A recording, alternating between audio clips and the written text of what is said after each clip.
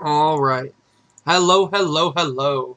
How's everybody doing today? As usual, except not on Thursday today, on Friday, I am your host, Richie T, also known as Richard T. Still a little bit under the weather, but feeling a lot better than I did yesterday, so I'm here with you guys, got some cough drops by my side, we'll get through it, right? So what are we playing today?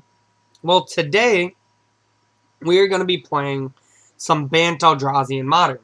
Now, this used to be an archetype, what, maybe about 2 years ago now or so?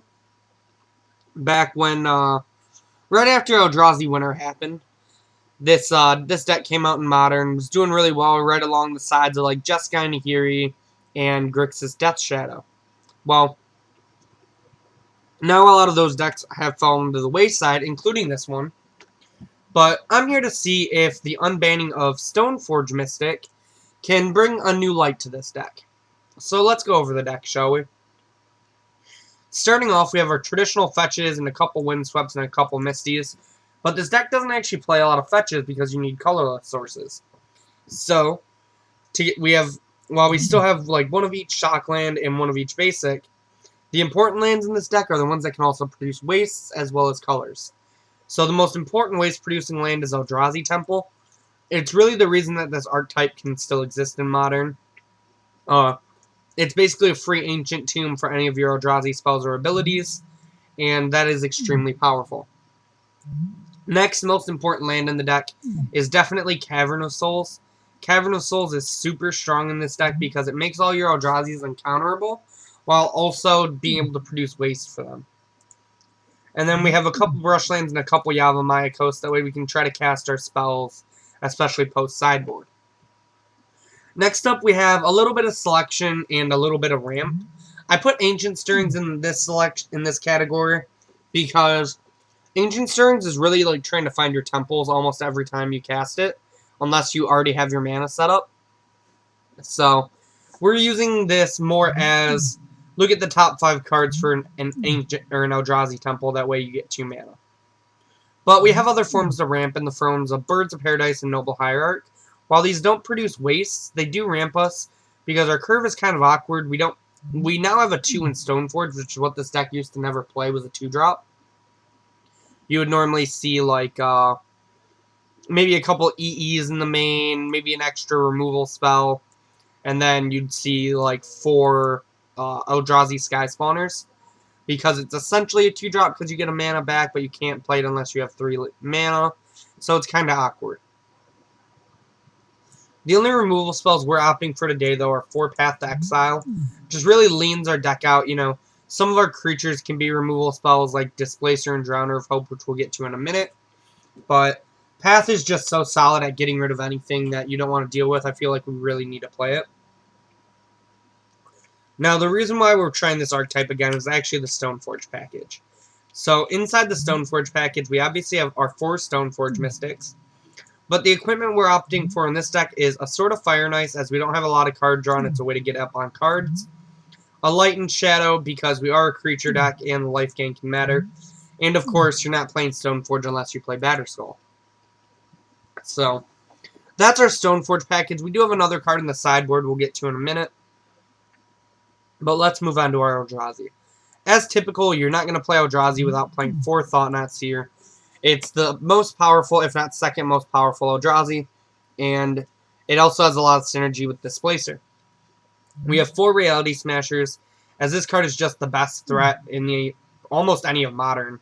Like a 5-mana, 5/5 Trample Haste that also has protection is huge.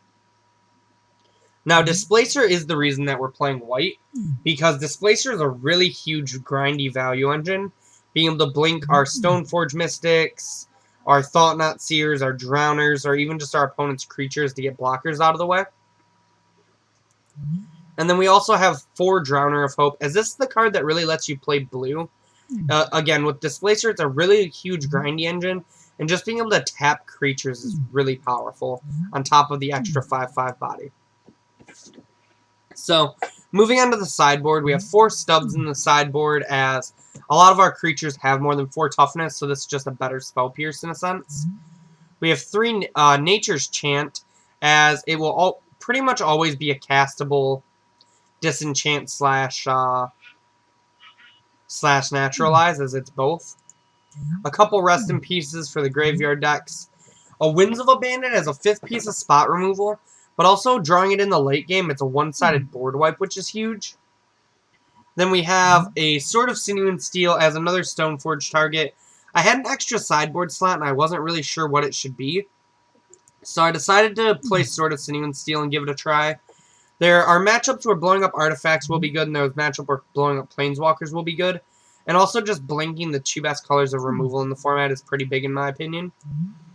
We have a couple Thrag Tusks that work really well with our Displacer at gaining life. And then we have a couple Worships just as a way to try to lock some opponents out. So, that's the deck, but before we get onto the games, as per usual, we have to hop over to momsbasementgames.tcgplayerpro.com so I can tell you guys to buy all your Magic cards from here. The reason why you should buy all your Magic cards from here is momsbasementgames.tcgplayerpro has the best prices and also one of the widest card selections on TCG right now. If you're looking for Snowlands for any of your Astrolabe decks, Chandra Acolyte of Flame for getting Mono Red ready for the new format, Narsets for really everything if we're being honest, or Skewer the Critics if you really like to burn your opponents out, momsbasementgames.tcgplayerpro.com has you covered. On top of that, if you're watching on YouTube in the future, thank you. Check down in that description box below for all the links that I'm going to talk about, but also try to tune in live on our Twitch sometimes. We'd really appreciate it. Everybody watching live on Twitch right now and on YouTube in the future, thank you guys. Try to give us a like on Facebook and follow us on Twitter at MomsBasementMTG. We'd super appreciate that. As well as everyone watching on Twitch right now, check out our YouTube for the best Standard, Modern, Legacy, Vintage, Commander, and Pauper content.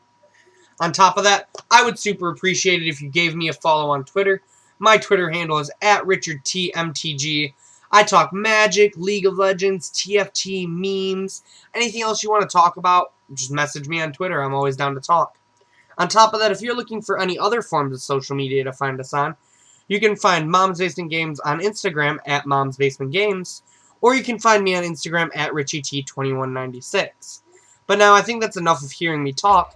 How about we get into some Bant Eldrazi action? How's everybody doing on this fine Friday? I know Fridays aren't pretty common for me, but again, wasn't feeling the best yesterday. Feeling better today, so I messaged Josh, hit him up, and was like, hey, how do you feel about me taking your stream slot? And he said, go for it. So here we are. As usual, hit our opponent with the GLHF. We won the die roll, and we will gladly be on the play. So this is really funny. This hand would be super clunky, but we drew double Eldrazi Temple, so we actually can go like 2-drop into 3-drop. And then we can just cast this sword later. So this hand's actually really good. Unfortunately, there's not going to be many ways to hide what we're doing. We're just going to go we're actually going to go Yavimaya Coast and pass, in case they have something like a Spreading Seas or a, not a Spreading Seas, but a Seas Clan.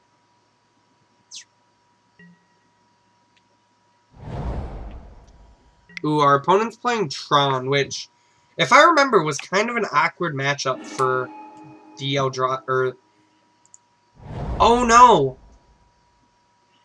Oh, that was super awkward, actually. So, 1, I don't know how to count. And 2, I for some reason thought that I could cast... I had Eldrazi Displacer backwards in my head.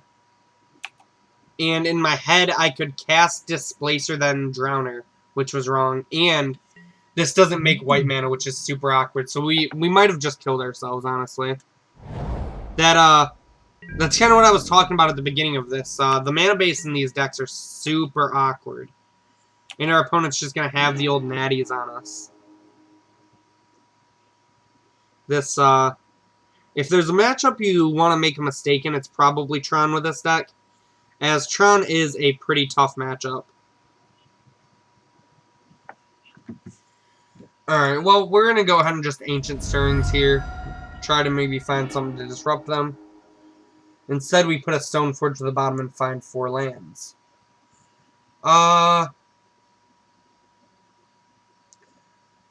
I think we'll just go ahead and take the Brushland.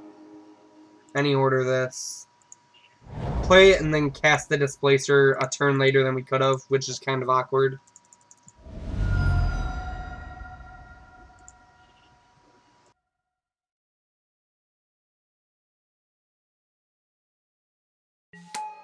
Sorry about that.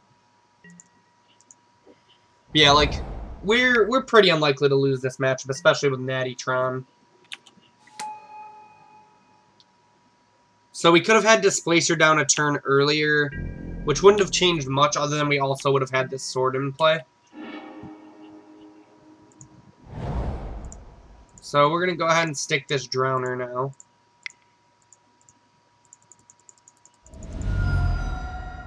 And then ship it back to our opponent. And hopefully we have creatures next turn so we can Sword of the Light and Shadow it.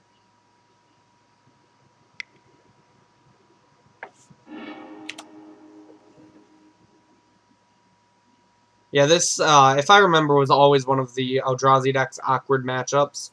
Because they just go bigger than the Eldrazi deck. Which, the purpose of the Eldrazi deck is just, like, going over the top of a lot of the other mid-range decks.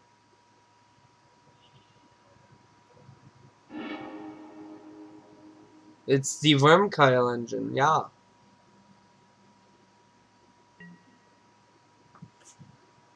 So he wants a card from our hand, sure. You can have this Misty. Then I assume we're getting a Wormcoil cast against us.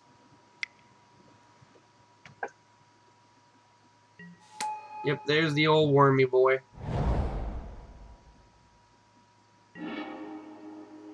So that draw was pretty timely. So I think we're gonna... Oh, playing our land was pretty bad there. Well, no, it actually works.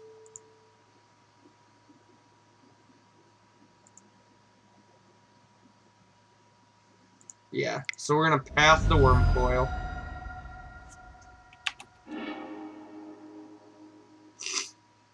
Again, sequencing with this deck can be kind of difficult. And then we're gonna go ahead and play the Displacer. And then we're going to go ahead and ship everything at Karn, killing Karn. And then if our opponent's on the creature plan, we can always Displacer our Drowner. But if they're on, like, the Big Dumb Idiots plan, we can Displacer their creatures. And if they're on the Planeswalker plan, we can always... oh, this is just an Ulamog. Yep. What are your targets, opponent? So this and this. So I think what we're going to go ahead and do here is we're going to blink our Drowner to get 2 more tokens. Because we can just keep this Ulamog tapped down. Hopefully we draw a land to be able to play and equip this sword. We do. Perfect. So I really want blue mana here, so I think we actually have to get the... probably the Temple Garden.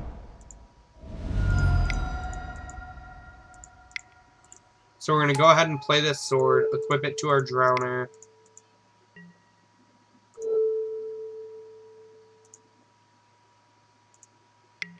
Tap down our opponent's Ulamog, go to combat. Get in for 10.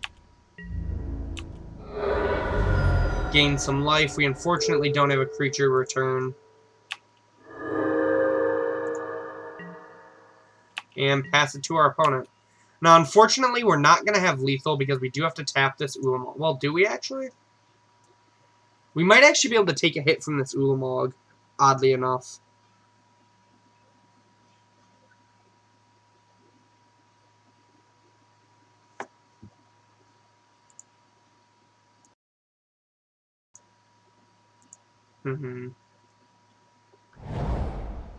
How important is the top 20 cards of our deck? If our opponent casts a payoff pre-combat, we're definitely... Please don't be a Karn. Karn's like worst case because it gets rid of our Drowner. Yup. That's a yikes. So here we're going to use Drowner. Oh, nope. Not like that. There we go.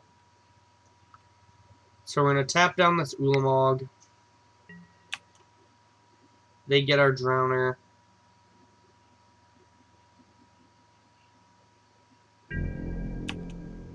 Yeah, we're kind of up a creek without a paddle here.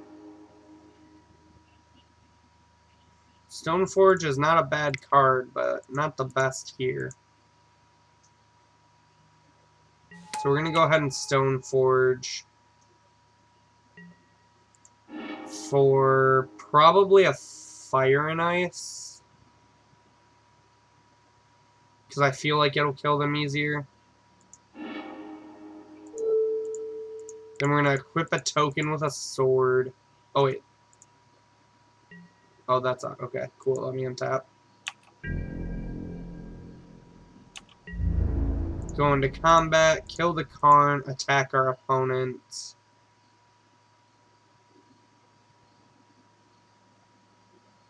Actually, what if we...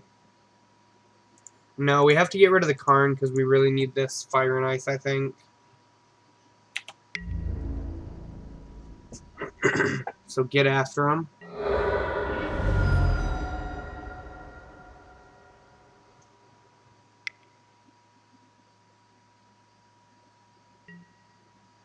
We actually put up more for, like... How bad I messed up the sequencing on early turns for never having played Bant Eldrazi. We're actually still, like, in this game, oddly enough. 4, 5, 6, 7, 8, 9. Because we have exactly lethal, but our opponent has another payoff. Wow, did they just draw 3 Karns? Yeah. I mean, not many decks are going to beat 3 Karn Liberateds, honestly. Tick Karn up. Sure.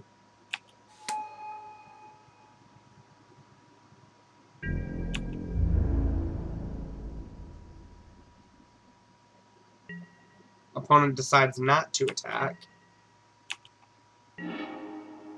We draw planes here, which I think is the end of us.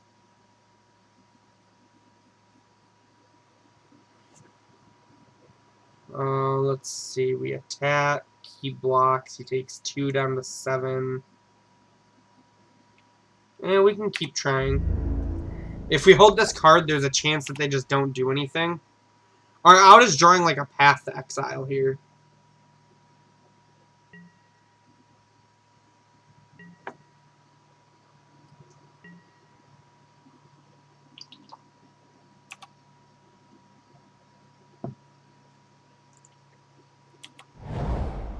Which was a bad time to go for a drink, apparently.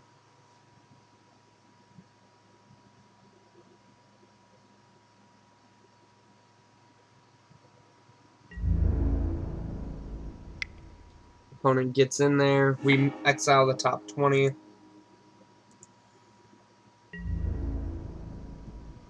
We still have 2 paths in our deck. I'm not going to block.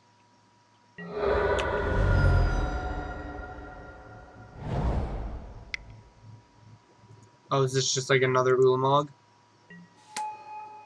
Oh, the worm. The wormy lad.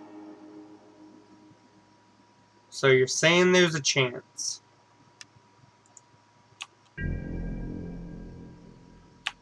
So we pass it.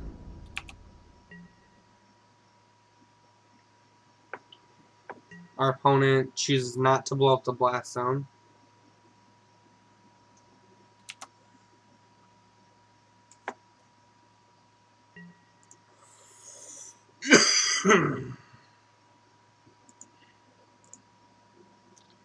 Our opponent exiles our Stoneforge, which is fine.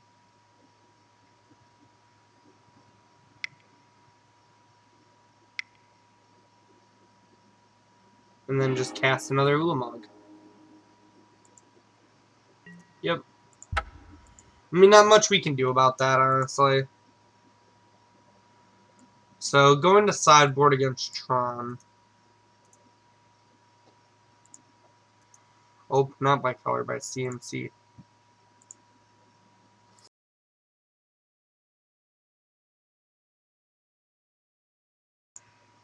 Alrighty. Thragtusk doesn't seem great. Worship doesn't seem great. Light and Shadow doesn't seem great. I actually like Nature's Chance on the play. Rips don't do anything. All of this seems great. So we got like 8 more cuts. What do you think, chat? What do you think we should cut for the last 8 cards? I feel like Drowners doesn't excel here, so we can always trim a Drowner of Hope.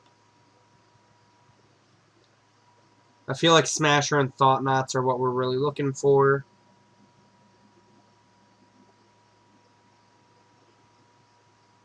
Maybe the Sinew and Steel is a little too cute. But being able to blow up like Worm Coil and... Well, I guess they can block with Worm Coil. Yeah, I think maybe we only want the Sophie and the Batterskull.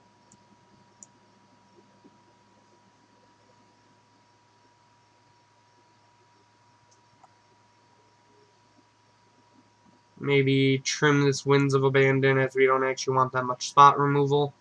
Even though it was awkwardly really good in that last game.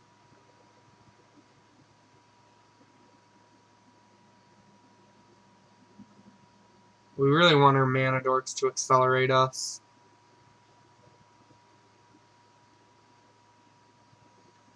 Maybe Sophie's not even that great, because it's really grindy, and we don't really want to grind against Tron.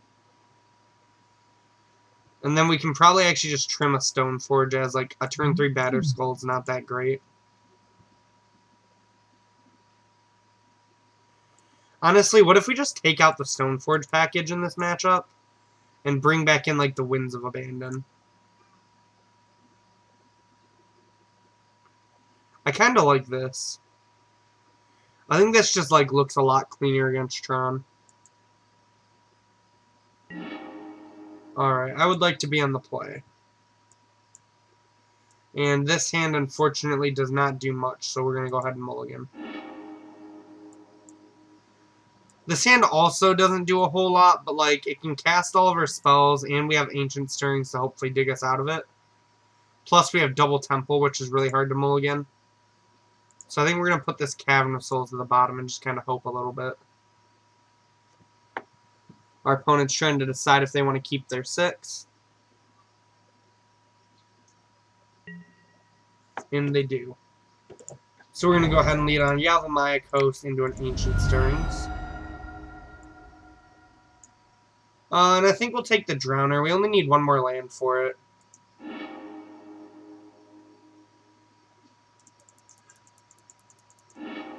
And pass. Hopefully not holding up Stub on 1 isn't going to hurt us that bad. Sure. Leads on Forest. Another Drowner might be up there for one of the worst draws in our deck. But...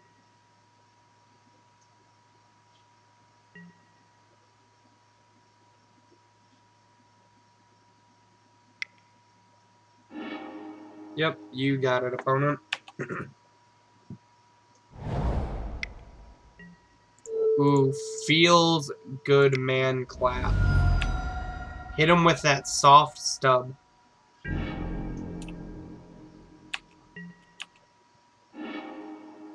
Alright, we got another Stubborn Denial here. Really hoping to draw land next turn. So that way we can cast our Drowner of Hope.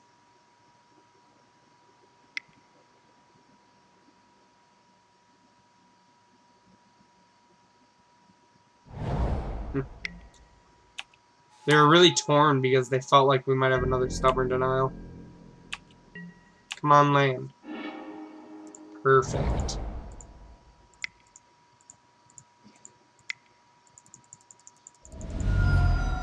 Cast Drowner. Daddy's home.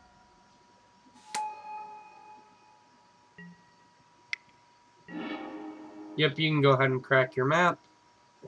Now these stubs are online with the Drowner, so now they're just like actual, like counterspell almost. Yeah, you can go ahead and get all your mana online, opponent. We got ourselves a clock. We got a clock and a Rari. 17 shots, no 38. TKS. That's a really good draw here. So we're going to go ahead and TK him. Ballista, Thragtusk. Well, we can't counter either of those. With 9 mana, this is only a 4/4. I think we take the Thragtusk.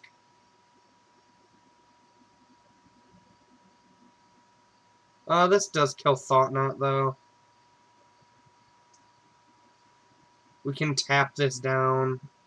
Yeah, we'll take the Thragtusk still. I just don't want them gaining 5 life. Like, I feel like the way we win this game is just by, like, really giving them the gits with our clock.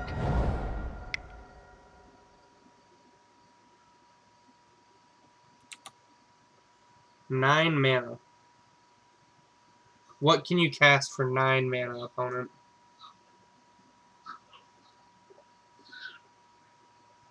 Oh. JK?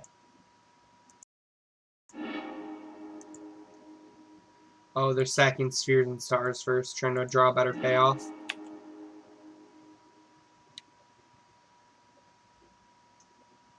See if they can't find something better than,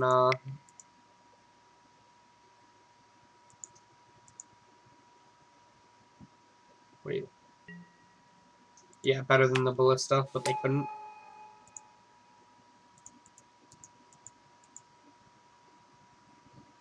Alrighty, opponent, you got yourself a 4/4.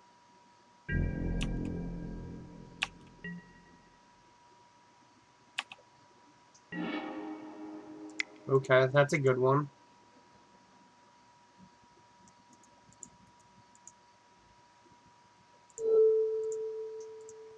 So we're going to start by tapping this. And then go to combat.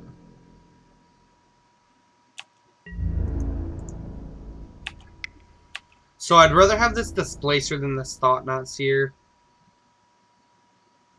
Because we have their non-creatures covered with these stubs. And Displacer will cover their creatures.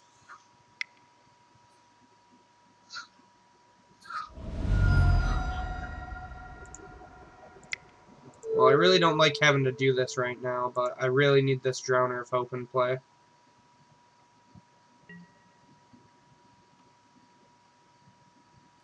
Yep, you can go ahead and Ballista that guy down.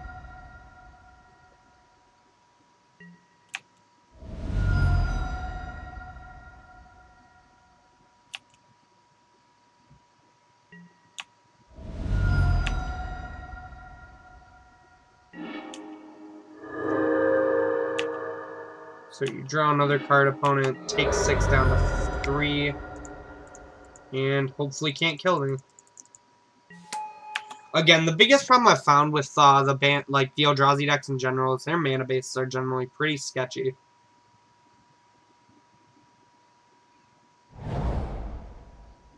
Alright, hopefully you don't have like Ulamog. Ulamog, I think, is one of the few cards that beat us here.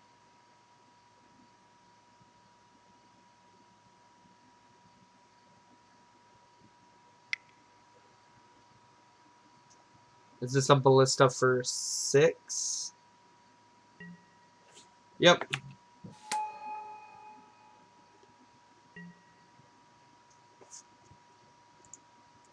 Make it colorless.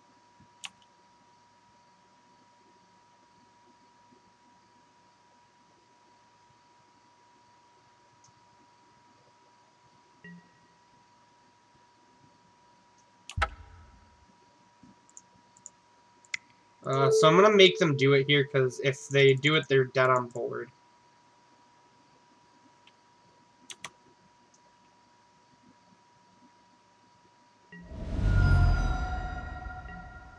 So they're pretty dead any way you look at it here. Yep. Alright, on to game 3, where we're on the draw, and I think it's going to be a little tougher on the draw. Drowner of Hope was doing some work that game, but I think I like everything else a little bit more. Again, our deck just gets like really lean post sideboard. And it's honestly something to think about with the Stoneforge package is, yeah, it's really powerful on its own, but it does make our deck a little bit more awkward.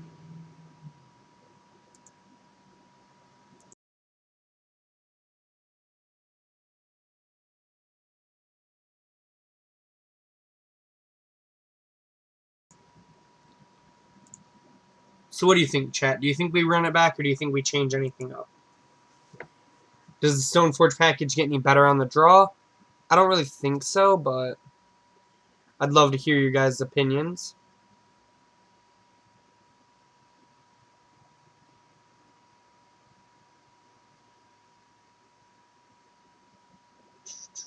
What's everybody doing today later?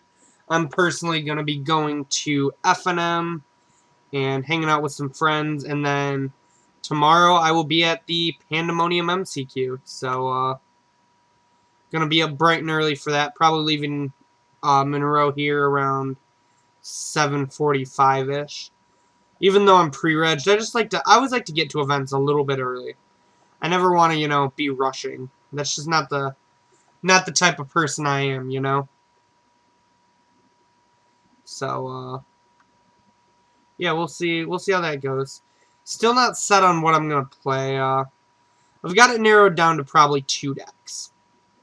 But what about you guys? Any of you guys going to the MCQ at Pandemonium? Hopefully, I'll see you guys there if you're from around Michigan. All right, we're gonna go ahead and try this though. The Nature's Chants get a little worse post sideboard, but I don't think they get bad enough to want to try to find room for Stoneforge and Batterskull.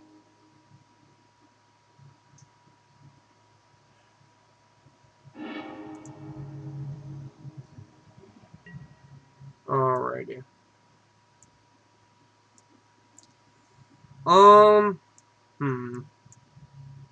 So one. So this is a turn 3 Reality Smasher with turn 2 Stubborn Denial. I think we just can't mulligan this hand, unfortunately. Yep, unfortunately they have a map on one. So we're going to go ahead and cast a Noble Hierarch off this forest and pass.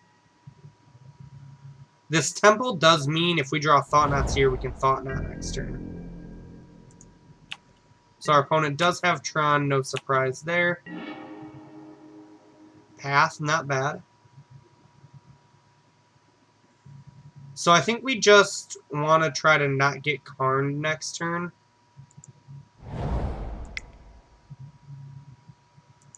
So I think we're going to just play this bird and then 6 it.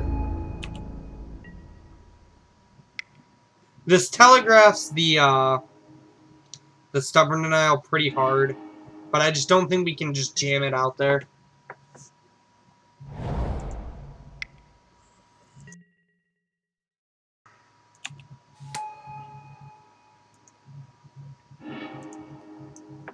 Alright, opponent, you cycle away.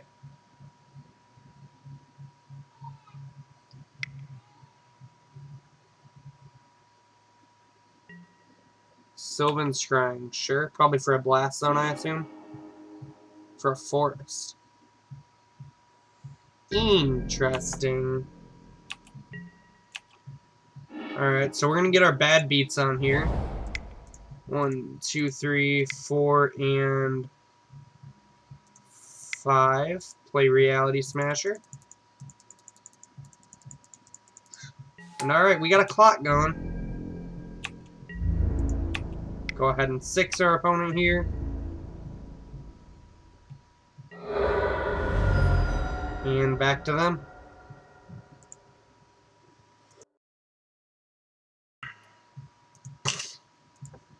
So the difference between game 1 here is we actually have a really early clock.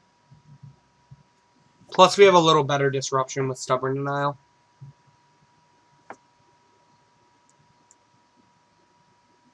We kind of got him covered on both angles for at least the next turn.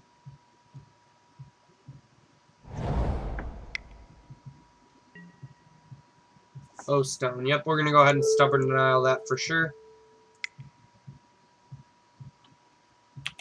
And then we're going to 6 it.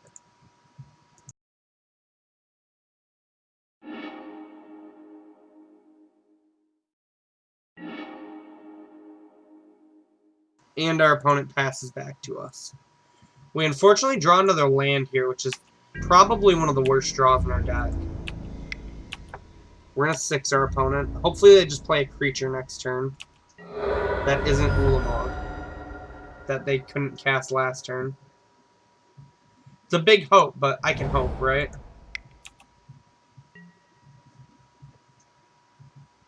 Maybe our opponent forgot to sideboard out Ugin and they just have an Ugin rotting in their hand. A Thrag Dadderson. Well, that's actually not the worst because he can't really block our Reality Smasher. Yikes. Kind of flooding out this game. So we'll go to combat, attack for 6. Our opponent will just block. Seems fair.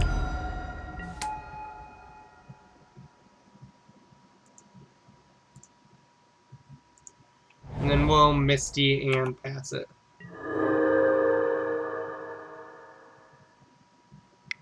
Displacer would be great this game. Uh-oh. Ancient Stirrings is pretty bad for us.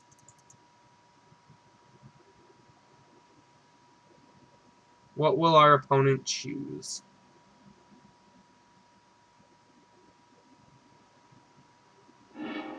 A Walking Ballista.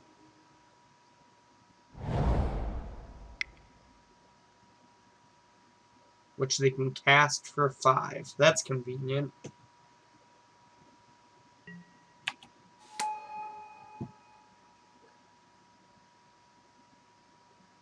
So are they going to shoot down right now? They're not. So we're going to fetch end of turn here. Grab ourselves a breeding pool, I think. Then untap. Ooh. Well, that's pretty good with all of our lands.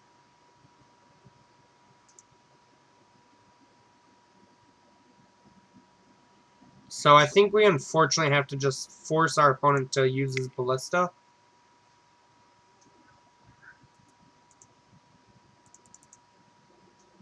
And I think the best way to do it is to just attack here.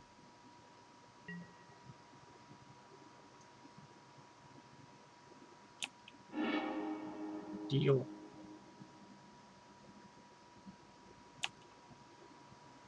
So now we will go to combat, attack for 5.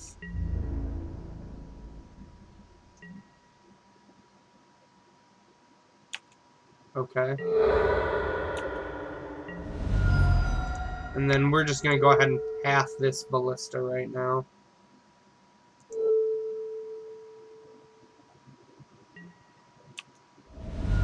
Oh, I'm so dumb. I didn't even think about the damage marked on from the beast token. So what I should have done is should have just pathed.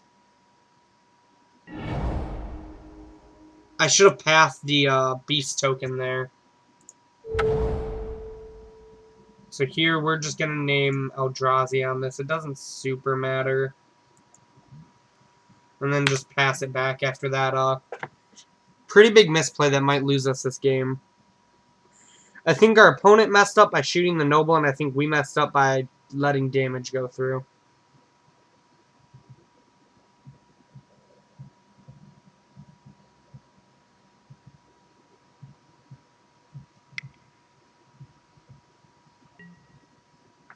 I think the correct play was to just, like, pass the turn there, actually.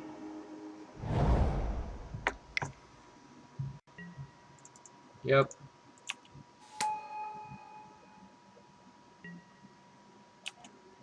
You can have our Cavern of Souls opponent.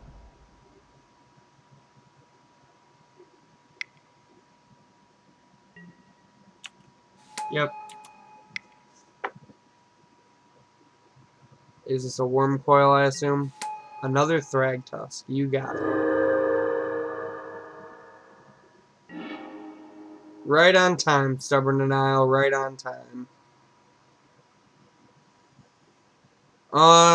Yeah, we're just gonna take 5 here, I think.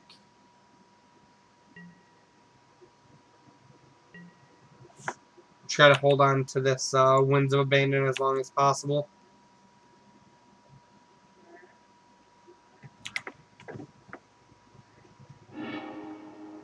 Our opponent's going to draw a card here. And again, I think this is a pretty rough matchup for us. Another Karn.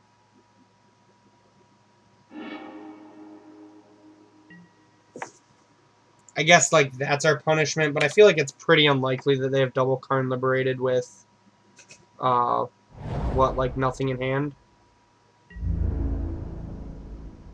So we take 5. Alright, well.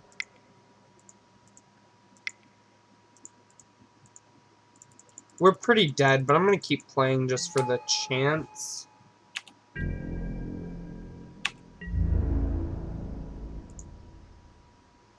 Five, 4, 3, 2. I think our best out is just like smushing our opponent.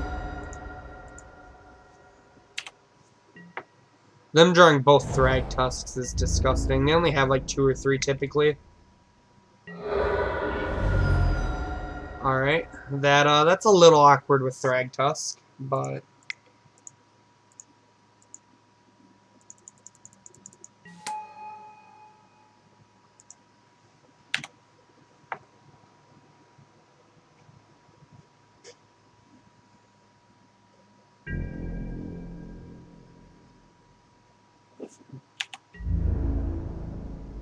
deal. I will gladly take this trade.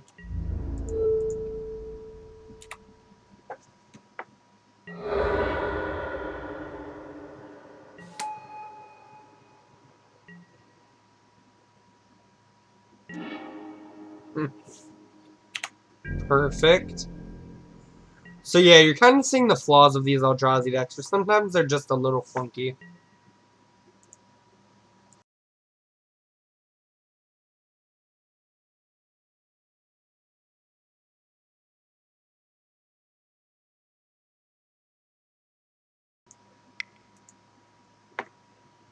Just kind of waiting for our opponent to kill us here. Grab Sanctum of Ugin. Do you play a fatty? Nope. Attack for 3, though. Alright, we have plenty of lands, chat.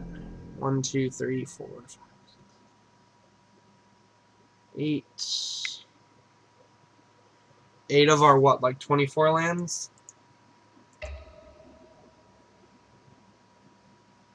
8 of our 23 lands.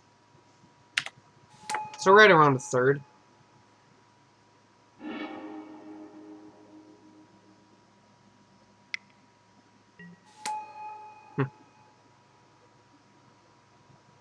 Alright, we got 1 turn to draw something good.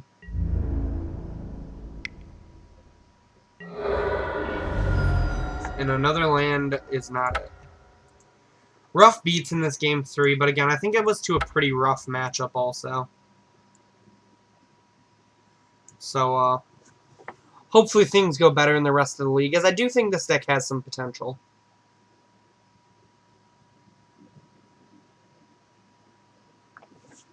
I think Tron is always one of those rough matchups for any deck that is trying to grind alongside Tron, because they just kind of get you with like Ugins and Karns and Worm Coils and Thragtusks. So that's kind of the issue with Tron. And like, I'm someone that loves Tron, so while we're waiting, remember to subscribe to us and donate to our Patreons if you would like extra entries into our future giveaways that we do. hit our opponent with the GLHF, and we would love to be on the play. Yeah, I mean, this hand, it needs a little help, but we have an Ancient Stirrings for that. We have all of our mana, plus we have a turn 1 play in Birds, so definitely not mulliganing it. Our opponent does mulligan it, though. And back to us. So I think we're just going to lead on Temple Garden and Birds to not show our opponent anything, really. And our opponent's going to lead on Forest Arbor Elf, so probably some type of Ponza strategy. Here I think we're going to start with an... Well, what if we just play Sword, equip Sword to Birds next turn and attack?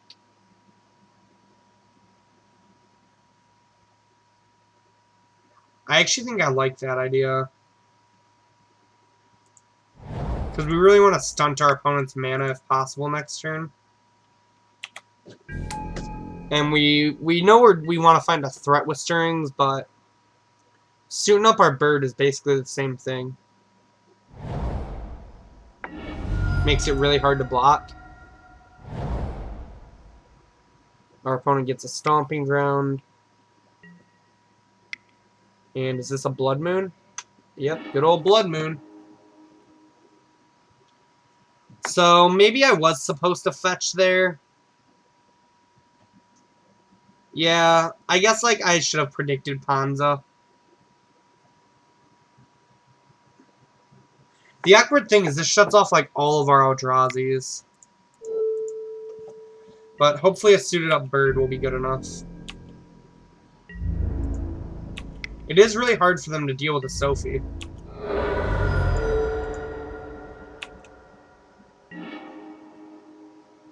Alright, we draw a path, which doesn't do a whole lot here. So we're going to go ahead and play a land and pass it back. And then I think next turn, we might just cast a Batterskull, depending on what our opponent does.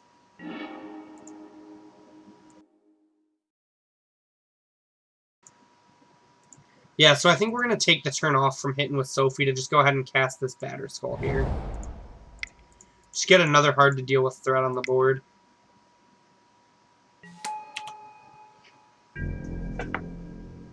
We're just on the hard casting birds and Batterskulls plan.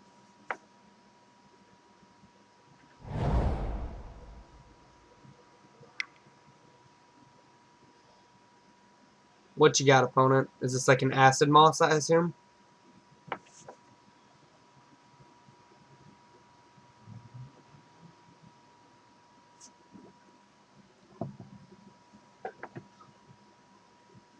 So I think we might Stoneforge equip the Sophie to a Germ. Depending on what this is. It's a Garruk. Yep, you got a Garruk.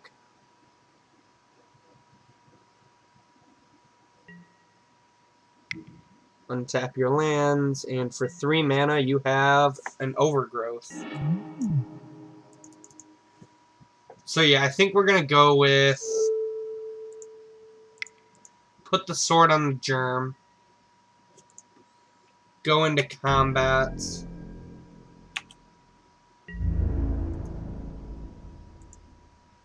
I think we're actually just going to kill the Garruk.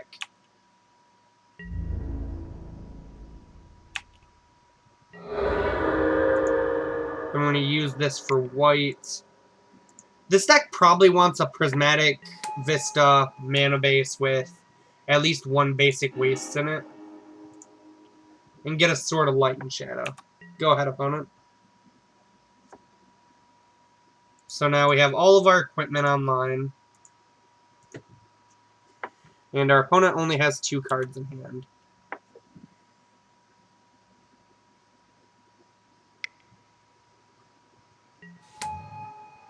Karn, the Great Creator. Yep. And I think we're just dead now, right?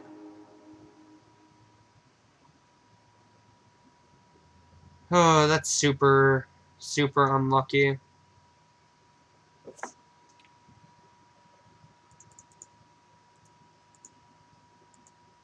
Do we have any way to beat that in our main deck?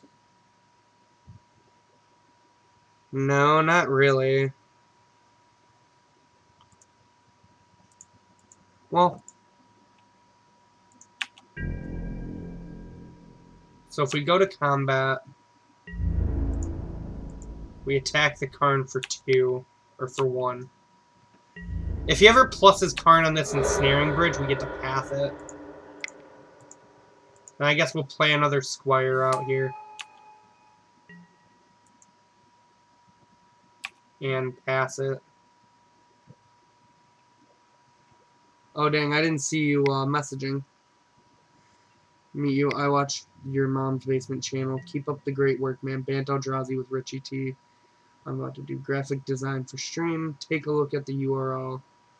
Twitch perf pick. By the way, Magic the Gathering forever. Thanks, man. I super appreciate the shout out. So they have a prime time here. Interesting that they're playing Karn the Great Creator. I guess it makes sense when they're ramping so hard.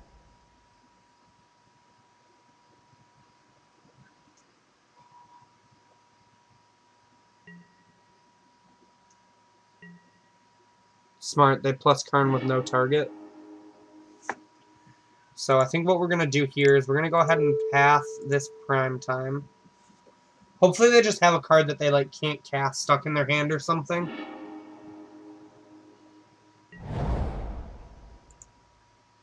We're going to play a land for turn. Go to combat and attack Great Creator.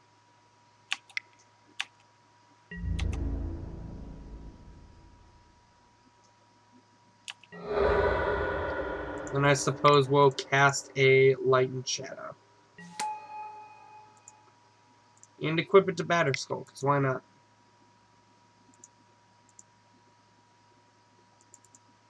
Oh, Karn, right. I was like, why can't I equip this?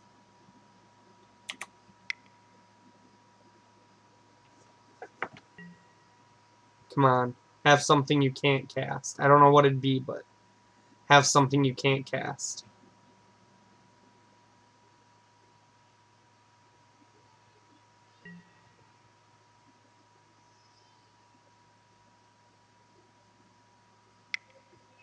Dang it. So now we're looking for a Noble Hierarch to keep this Karn in check with our birds.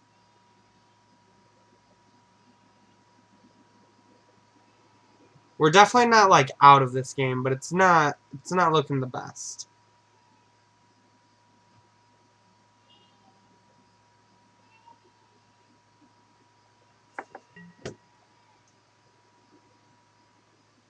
Primal command to put Batterskull on top and search their library.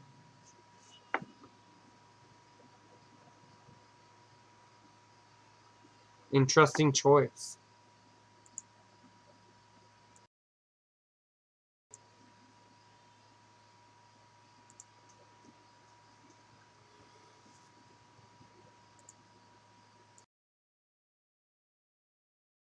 I guess it does potentially get them a chump blocker for a return if they need it.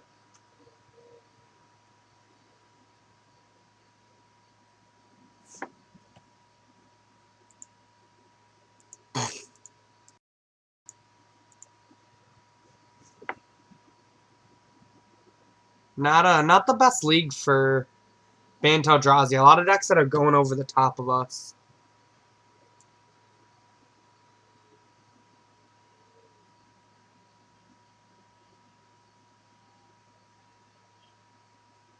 Although opponents really been in the tank about this.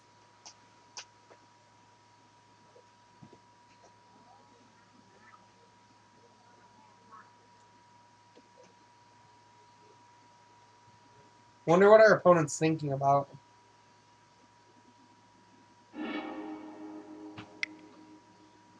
They choose Voyaging Satyr.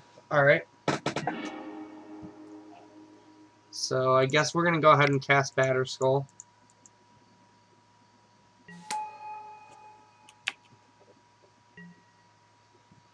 And then 6 it back. Man, what if Birds of Paradise could make wastes? Wouldn't that be great? And so if our opponent can't go get Lattice this turn, but they can probably play whatever's in their hand, and I feel like we're locked out unless we draw a Noble next turn.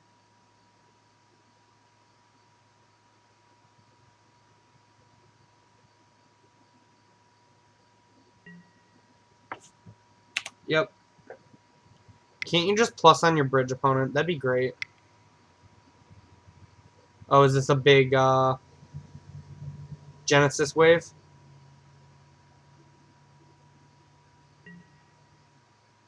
Tooth and Nail.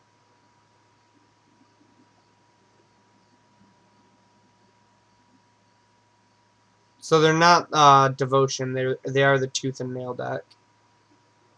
They play very similarly, just a different win condition. Although I really like Karn as this deck's win condition, honestly. Karn's really good and really flexible. So our opponent's thinking about what to get now. Realistically, if they have any flyers, well, like, Emrakul's a very easy get here. And I'll actually concede to Emrakul in general because there's no way I can ever beat the Emrakul.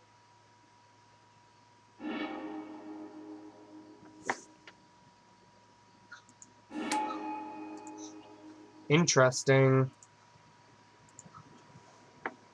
Well, we still have a chance then.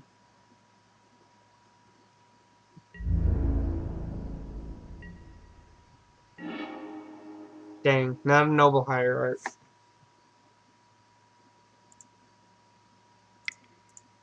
Guess we'll cast this Ancient Stirrings for fun and then probably concede. I guess I'll make him show it to us.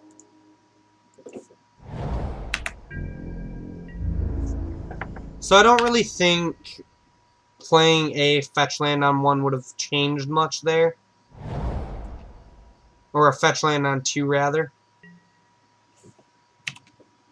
Yep, show me the lettuce. Yep, that's a lettuce. But you still have a card in hand, opponent.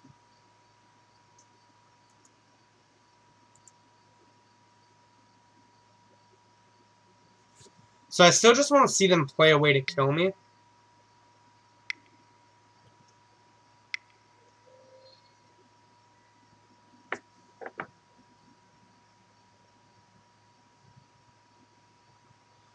Because right now I don't know how they actually win through their own bridge.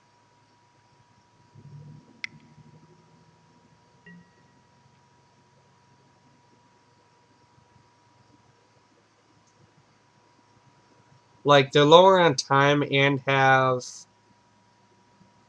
less cards in their deck. And I can't think of anything that they could tutor with Karn to get rid of Lattice.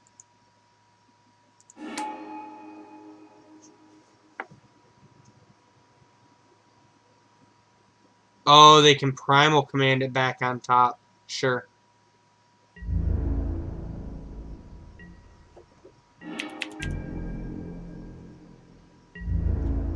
Alright, opponent, I want to see you do your thing, so...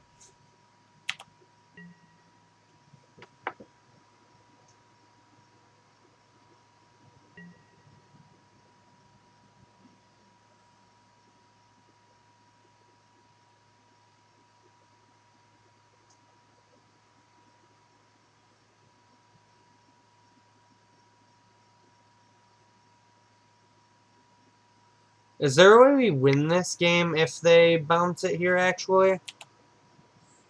Maybe not win, but we at least kill the Karn. But I guess then we just die to the Emrakul. Huh. Really cool, opponent.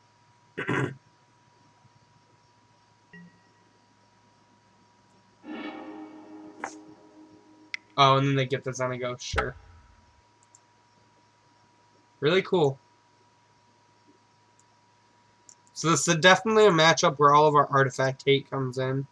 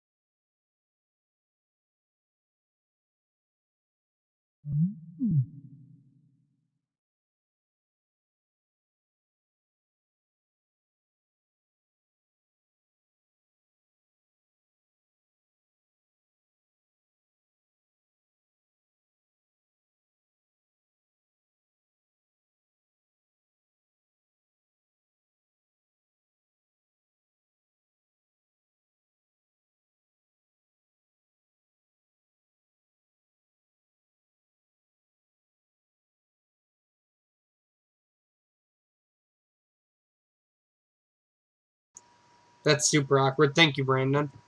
As I was saying, I'm trying to find out how to sideboard here. This is a really awkward matchup, I think.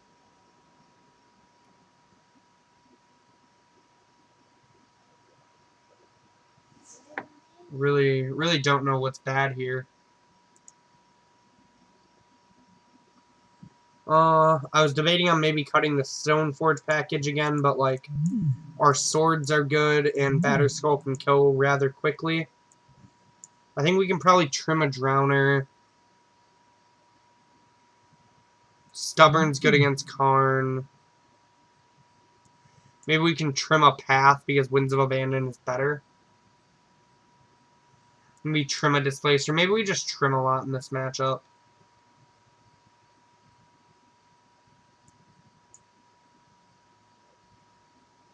Because maybe we want a little bit of everything. Maybe we only want 2 Nature's Claims effects with the sword.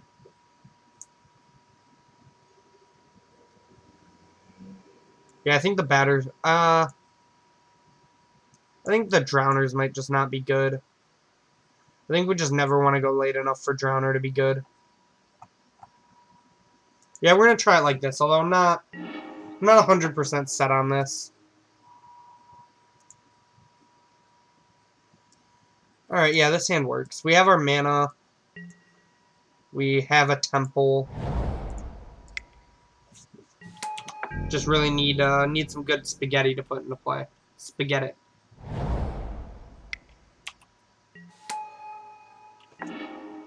Alrighty.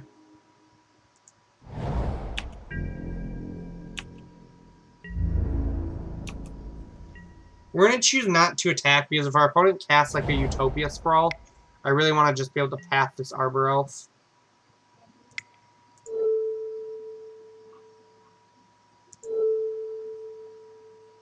Oh.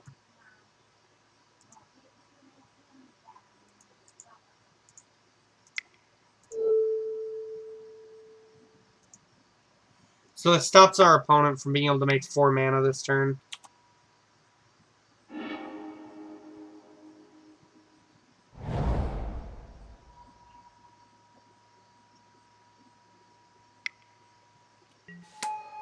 Yep. Well. 2, 3. Yeah. So we're going to shock, path, and then attack. Hopefully we don't get big dumb idioted here, but like we're more likely to with that in play. These matchups have just seemed abysmal for Bant Eldrazi.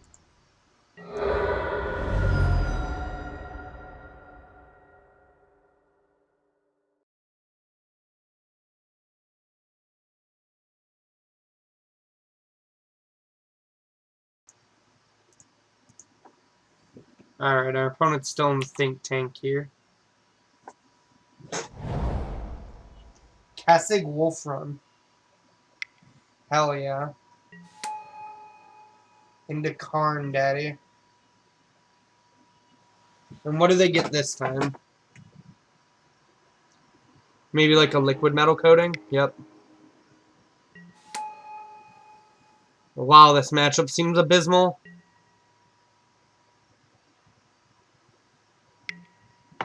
Yep. Maybe this is the reason to play. That was a really good draw.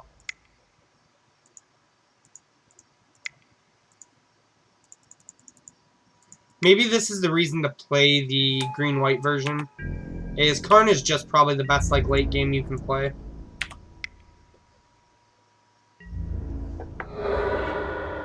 Well, we're gonna kill Karn, that way liquid metal coating doesn't do anything.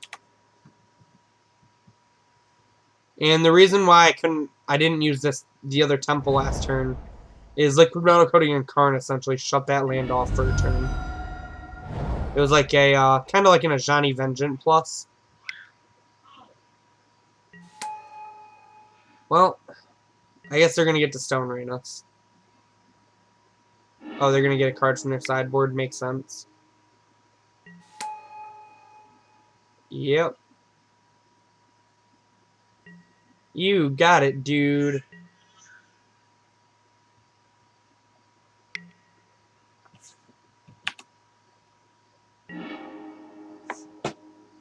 Alright.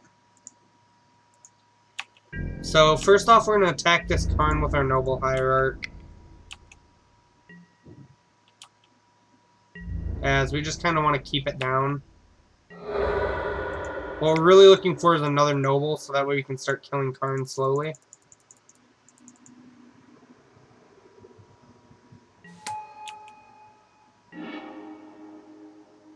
Well.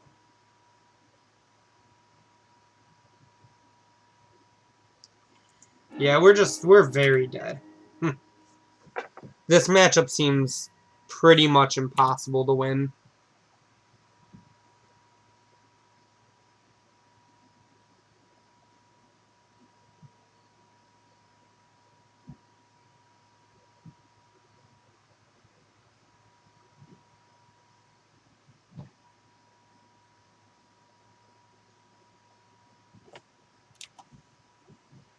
Our opponent's back in the tank again.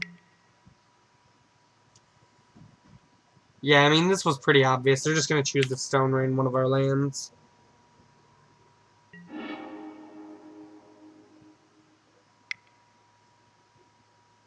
And then probably Primal Command back a land on top and get a creature. And then at that point, I will concede, because there will be no way for me to win when they go and get their Mycosynth Lattice. So, you know, fun Magic that we're playing today.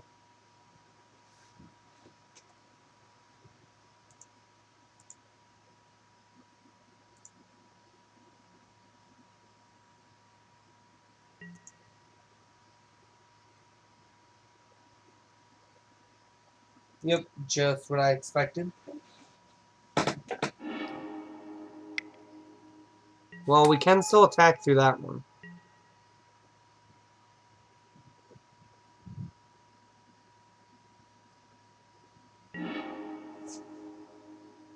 Alright, Temple Garden tap, and then we'll go to combat, I guess. Attack the Karn. We are trying our best, that's for sure. Oh, it's a 1-2. I thought that it was a 1-1 for some reason. Yeah, we're just not winning this game. So, you know, tough start in the O2 bracket now with Bant Eldrazi. Stoneforge not really seeming like it added that much to the deck, honestly. Like, I thought it might have made the deck less clunky, but it doesn't really feel like it did. Like, this deck's always just had a harder time with decks that can go over the top of it. Or it's had mana issues, and we've kind of seen that, like, throughout both of our matches. Maybe that's the main reason why you play the green-white for the Karn package. Is it's like almost in there just being anti-Karn tool. We have won the die roll each time, though.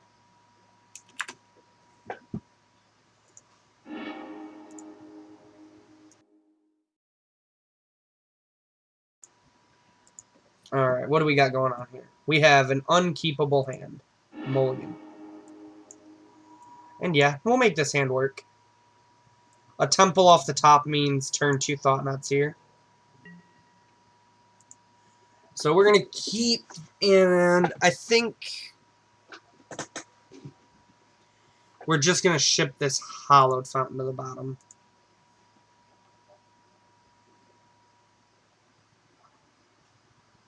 Our opponent mulligans to 5. That's either good for us or means that they're playing a deck we probably can't beat.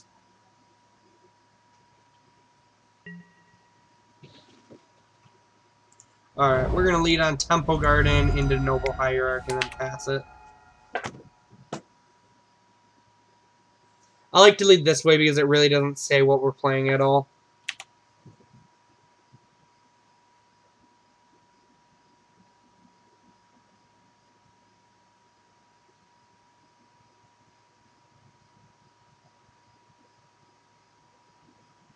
It's crazy to think how many games, matches, and leagues have been played on Magic Online.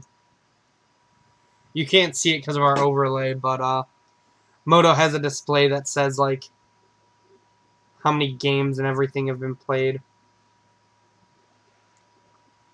Weird, our opponent's really in the tank here on their turn 1.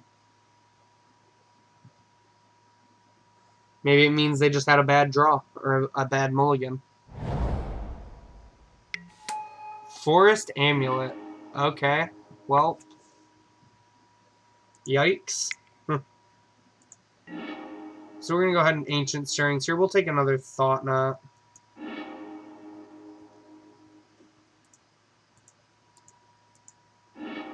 We will then play this. Go to combat. Get in for 1 and pass. Hopefully we're not just dead. This is by far the most powerful card in that deck, so...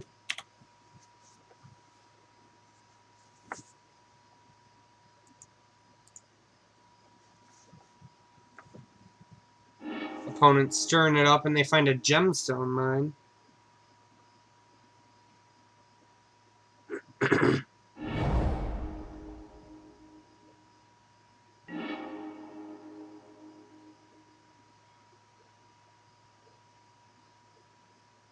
And then it looks like our opponent played a Talaria West and passed.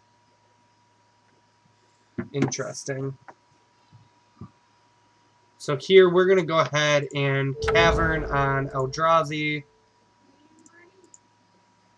And we're going to cast this Uncounterable Thought Knots here.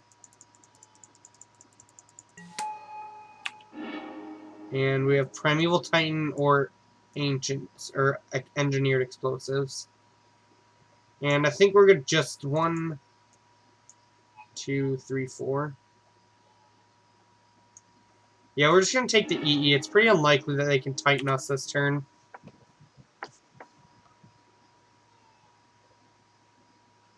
I can't actually think of any draw in their deck that lets them Titan us. But there might be a way the Engineered Explosives really messes with us.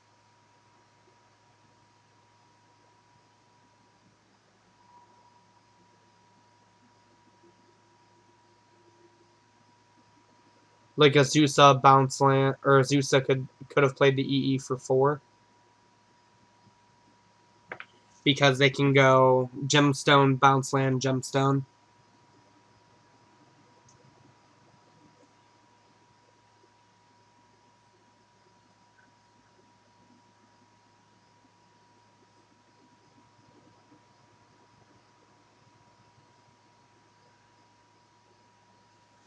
Opponent's back in the think tank again. Amulet's a really rough deck to play. I feel for our opponent. I've played the deck before.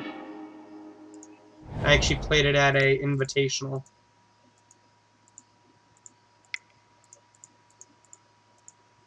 Alright, we're going to TKS again.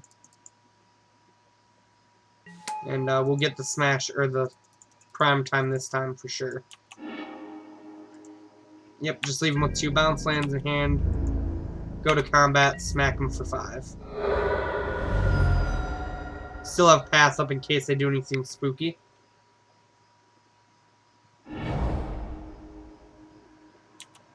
Yep, they're going to go transmute for a pact here.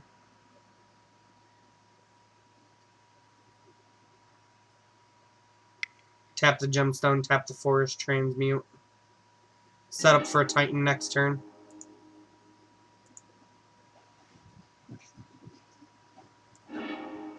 Yep.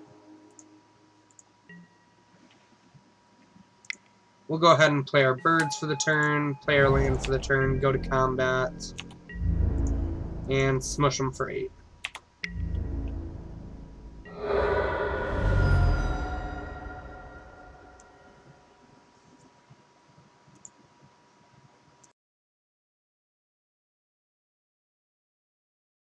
So what we're going to do here is we're going to let them play their Titan. And then we're just going to path it when they go to combat. And we should be able to win from there.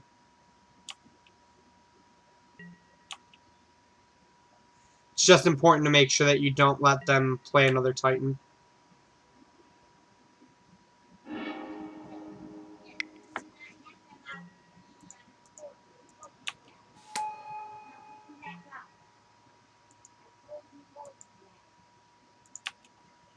Yep, you got a prime time. So now they probably get Vesuva and the Haste Land. Untap, try to haste their Titan, and then we path, and they should be dead.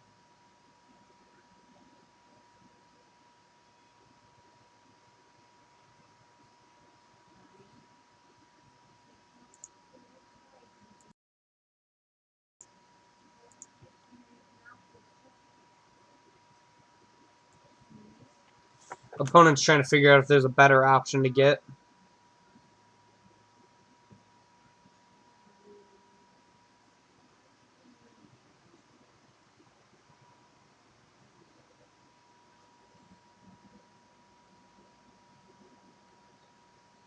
Again, Amulet is it's probably one of the hardest decks in Modern that I've played. Yep, they get exactly what I expected them to. So we're going to let them resolve everything. It's important to let them resolve as much as they can. It just risks the least.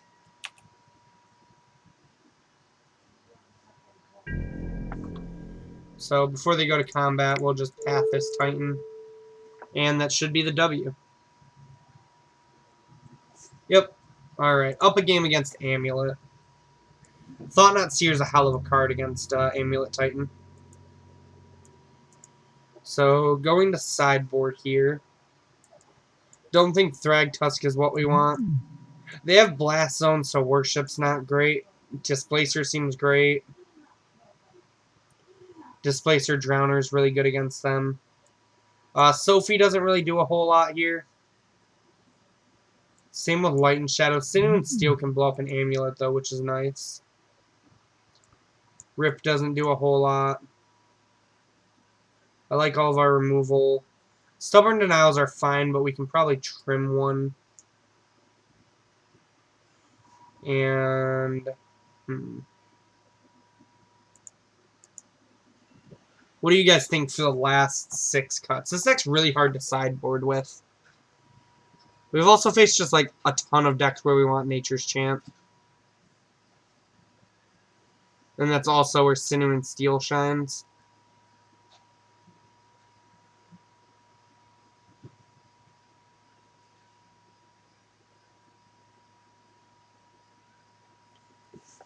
I honestly think this might just be like another Stone, like, I don't know, Stoneforge is really good in Modern, but there's a lot of matchups you just don't want it, I feel like. I think we might even want the Sinew and Steel and then just like trim a Displacer because we don't want to blink Titans. Or trim a Reality Smasher because they don't attack through Titans very well. I know it's super weird to trim a Reality Smasher, but...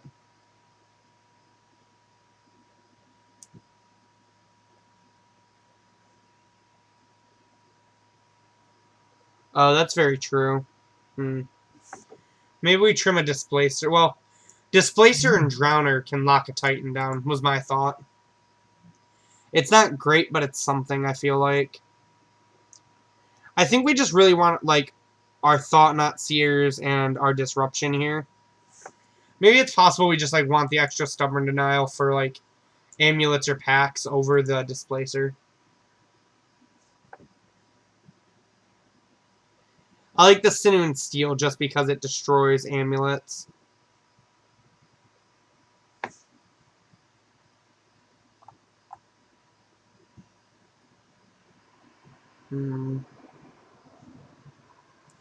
Maybe Winds being a sorcery makes it not worth it, and we'd rather have this 4th Smasher. Yeah, I think we're going to go ahead and try it like this. I'm not 100% sure. Amulet's always a hard deck to sideboard against. Because you want to sideboard for when they have the amulet, but you also need to leave things in for when they don't. But this hand just doesn't do enough, so we're going to mulligan. Yeah, I mean, turn 2 Displacer is great.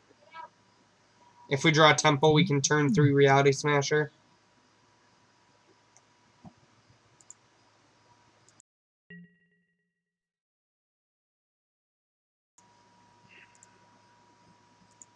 Alright. So we're going to go ahead and keep this, and we have to bottom something.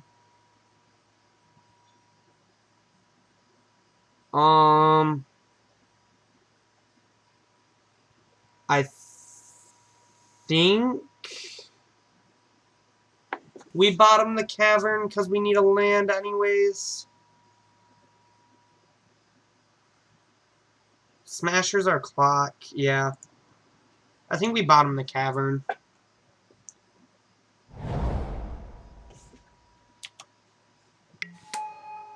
Sakura Tribe Scout on 1. Well, we're going to shock and play a Noble Hierarch on 1. How about that?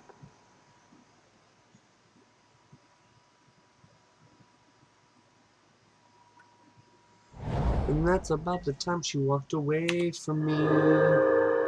Nobody likes you when you're 23.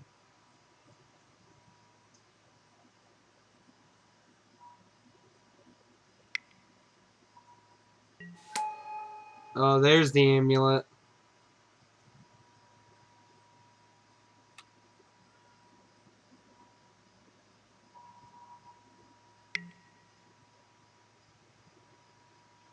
Our opponent puts in the bounce land. What do you choose to pick up, though, opponent? You're going to choose to pick up the bounce land. So this is probably an Azusa. Yikes. Weird.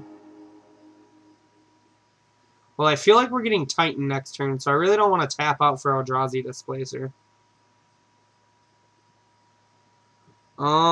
This game looks rough. I think we're going to play Yavimaya Coast, attack our opponent for 1 and pass. I just don't think I can tap out for Displacer because I'm just going to die if I do. Alright, we're going to F6 for a minute, but I'm going to keep my finger on F5 so that way we don't let them go to combat.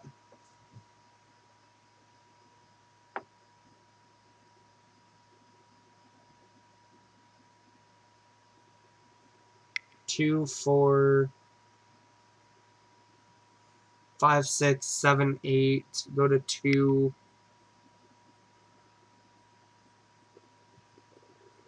Go to 8. Go to 9. If they're smart, we actually just die here anyways because they double Titan us.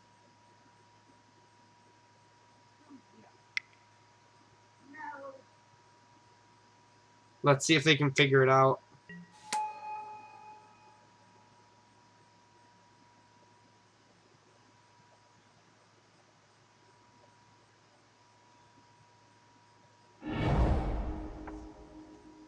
Okay, so they don't know about the double Titan hands. So that's good for us. If they got and played another Titan, I don't think we could have won this game.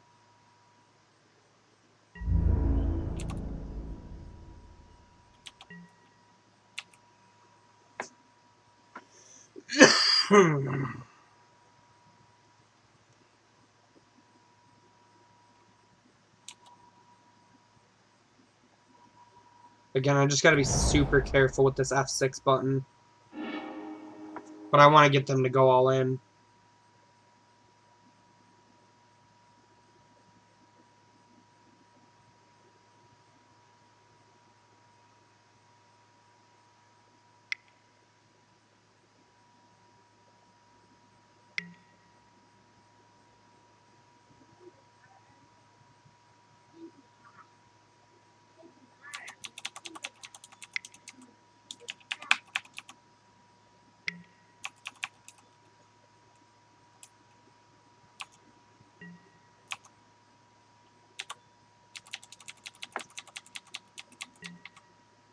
Perfect. I mean, sure. Not beating them having a Pact of Negation there no matter what.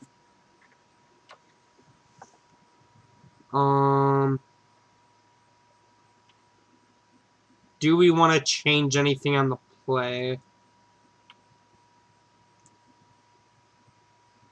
No, I think we just kind of want to hope to draw the right half of Disruption in our deck. What about you, chat? Do you think we change anything going into Game 3? Again, these have just been, like, all these decks have been decks that go over the top of Bant Eldrazi. Bant Eldrazi really shines against, like, the aggro decks because its blockers come down so much earlier than against, like, Tron or Valakut or Amulet, for example. Hey, Iwagi23, thank you for the Prime sub. I super appreciate that, man. That means that you will have not one, but 2 entries into our giveaways if you are also a follower. Yeah, get those finger guns. Pew pew! Thank you again, man. What do you think about how we sideboarded, man? Kappa Pride.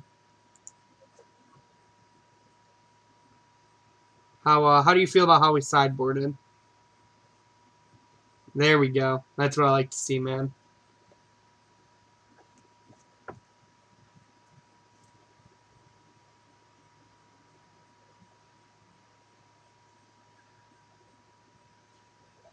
We're in the 0-2 bracket facing Amulet Titan.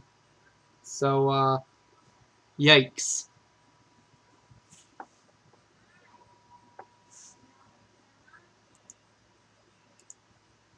I think we're gonna go ahead and give this here a try. Alright, I would like to be on the play.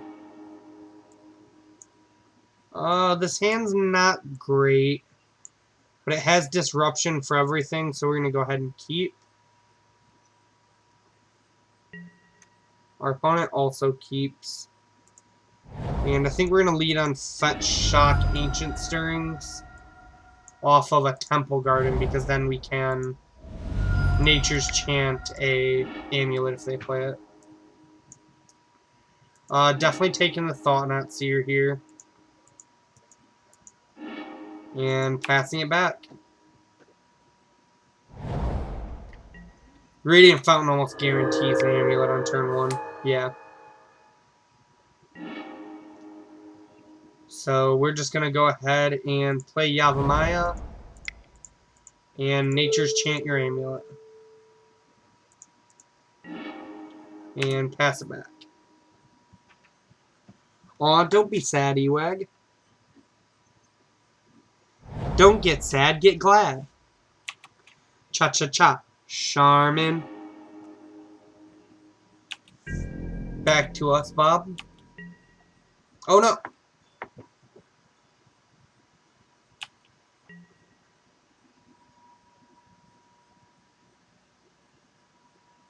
Oof. That's what I get for memeing with chat, I guess. I don't even F6 through my turn. I just F1 through my turn. That's what we like to call the big oofs here.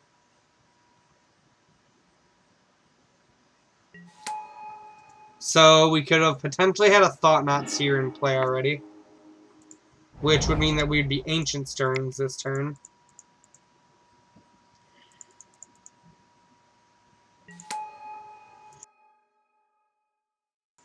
I mean, let's be real. Would it really be a Moto League if you didn't have an F6 every now and again?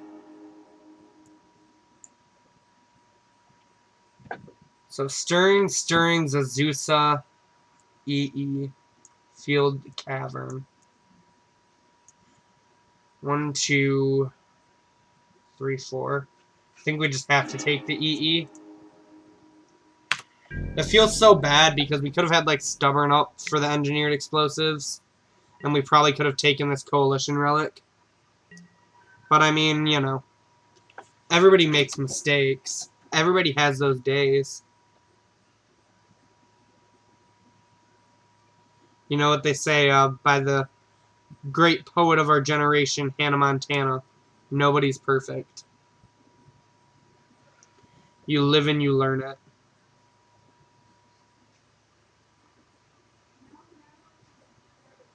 Hopefully we don't get tightened off the top.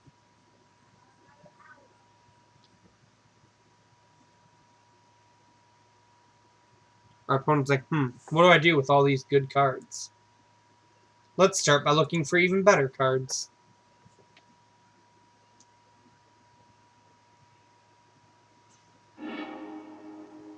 And that was the fears that they'd find a Talaria West. Because that will let them tighten fairly soon. That will let them tighten very soon. See what I did there?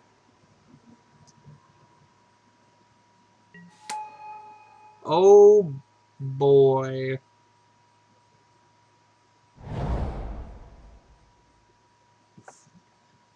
Alright, so that's the cavern.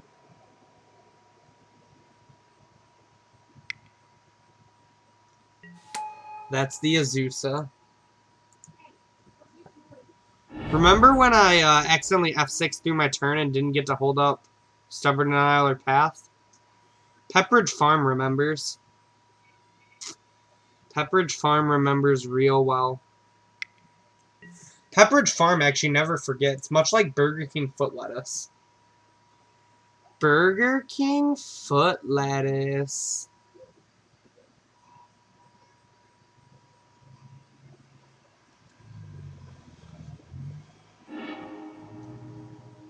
Karn, the great creator. Everybody's playing Karn, I swear.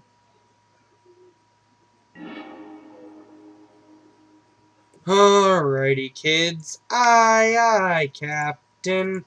I can ancient... Maybe I can ancient Stearns. I guess we'll take a Displacer because we don't really need any more lands. Then we shall play this.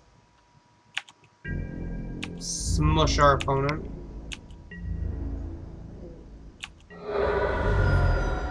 And I don't think we're going to need Path and Stub up. So we're going to just go ahead and Displace her here. Just try to increase our clock.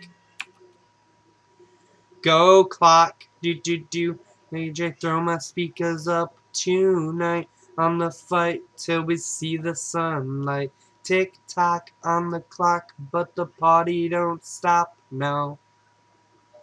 I hope you guys came here for karaoke with Richie T Day, because that's apparently what it became. Because deep down, we are who we are.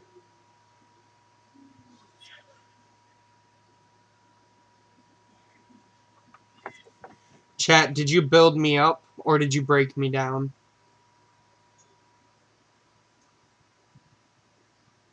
Because with my hands up and with your hands up, we got this now.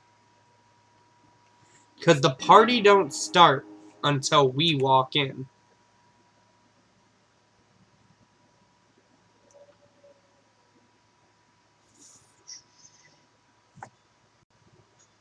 Did they draw, like...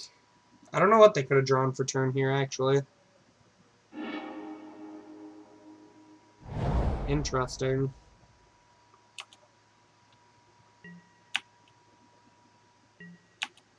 Interesting Talaria West opponent.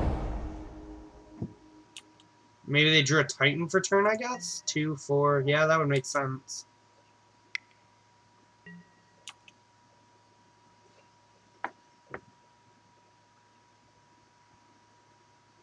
Or they drew another Talaria West, maybe? Or they're just trying to make enough mana to be able to card us and lattice us this turn. Who really knows? Where do you think our opponent came from? And where do you think our opponent goes? And where do you think they came from, Cotton Eye Joe? Bound. So our opponent transmute Talaria West, gets Summoner's Pact, casts said Summoner's Pact to get said Primeval Titan, and then casts said Primeval Titan.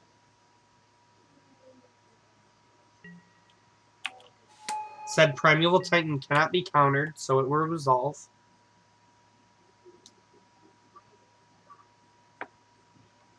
Na na na na na na.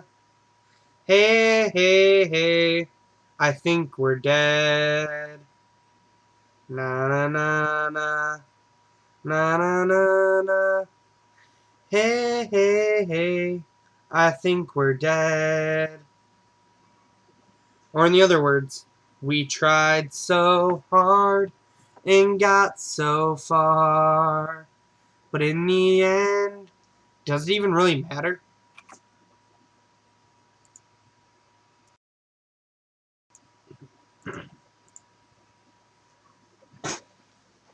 Come on, opponent, you're just going to hasty boy the Titan. Then you're going to try to yeet it at my face. I'm going to path it. I'm going to attack you for 7, and you're going to try to resolve Corn. Really, you're not going to hasty Titan. Interesting.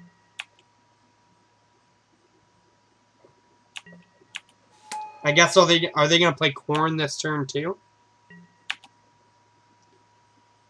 Because I know they only have Bounce Land Corn in hand.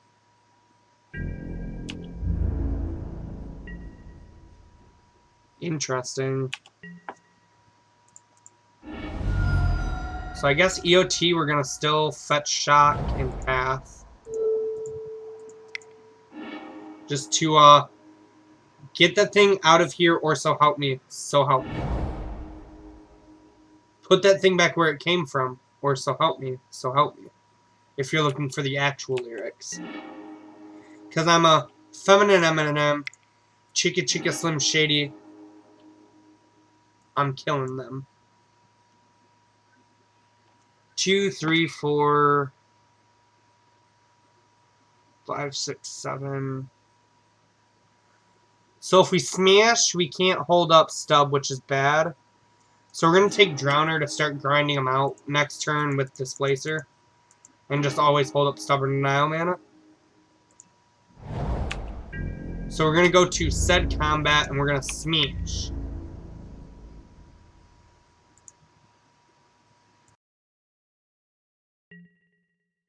Our opponent blocks with their 1 Planty Boy. And then we pass said turn to them, and they pay for their pact.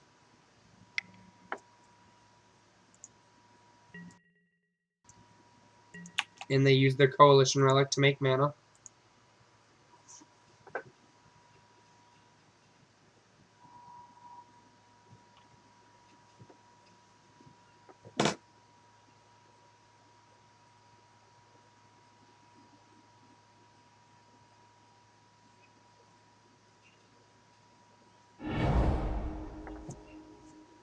Yep, you can go ahead and make as much mana as you want, opponent. And as many zombies.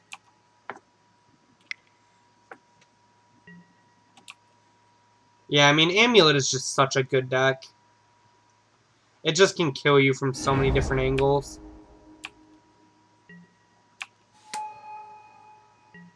Which is exactly what we're seeing right now. Like, they have the Karn lot going at us. They have the zombies coming at us. They got it all. They got it all. They got it all. They got it all. And they want it now.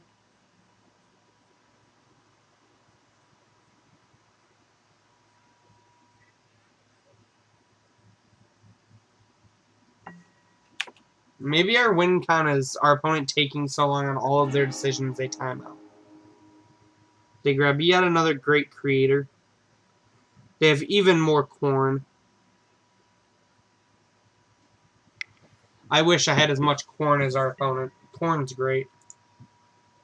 But we do get to hit our opponent with our Stubby D. So take that, opponent. Now we need another one off the top to deal with this corn. We do get to exile a zombie here with Displacer, so we still do get to keep attacking.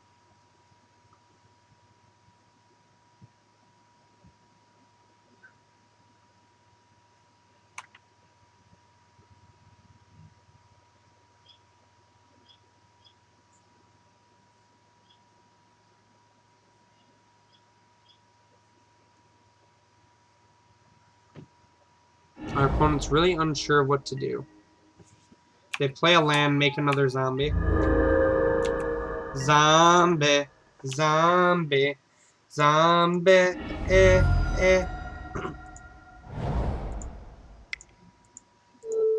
And blink.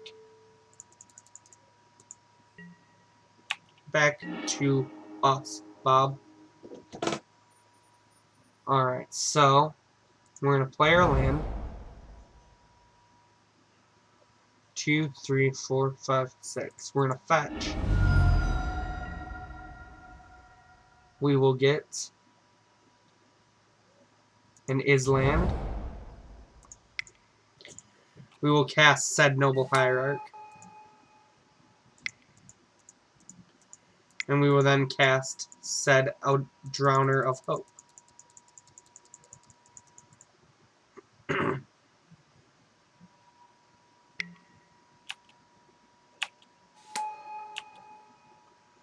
We will then use said Drowner of Hope to tap said zombie. And we will then go into said combat, where we should probably tap other said zombie. And then attack said opponent for said 7. And let opponent take said turn. I feel like we're probably not winning this game, but I'm going to give it the old college try.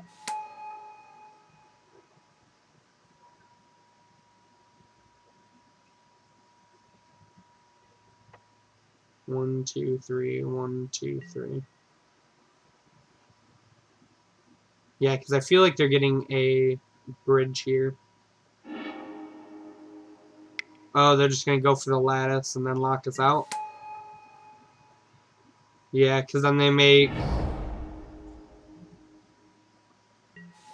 Yeah, I was thinking we could still displace her through it, but we can't. Yeah, just like a bunch of unwinnable matchups for this deck. Eldrazi just, like, doesn't...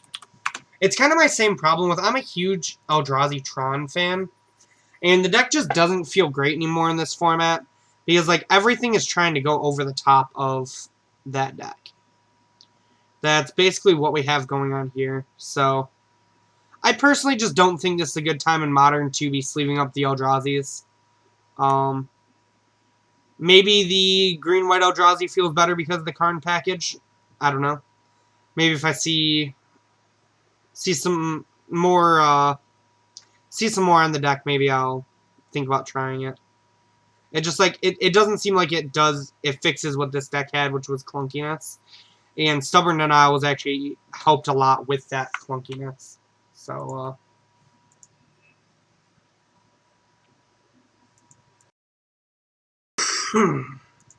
sorry about that.